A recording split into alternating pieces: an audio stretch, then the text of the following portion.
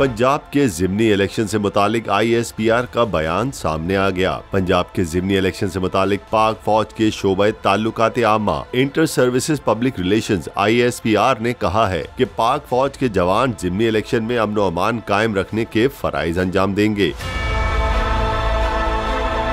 ISPR के जारी करदा बयान में कहा गया है कि ज़िमनी इलेक्शन के दौरान पाक फौज के दस्ते सिर्फ बतौर क्विक रिएक्शन फोर्स ड्यूटी दे रहे हैं। ISPR के मुताबिक फौज के जवान पोलिंग के दौरान अमन और अमान बरकरार रखने के लिए जिम्मेदारियां निभा रहे हैं।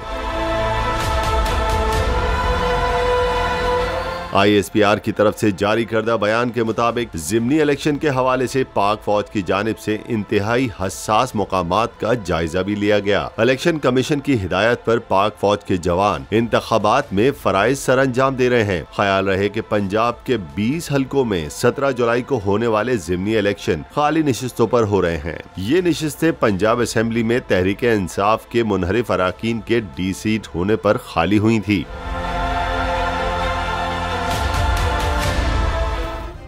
सब्सक्राइब करें और बेल दबाएं ताकि कोई खबर रह न जाए।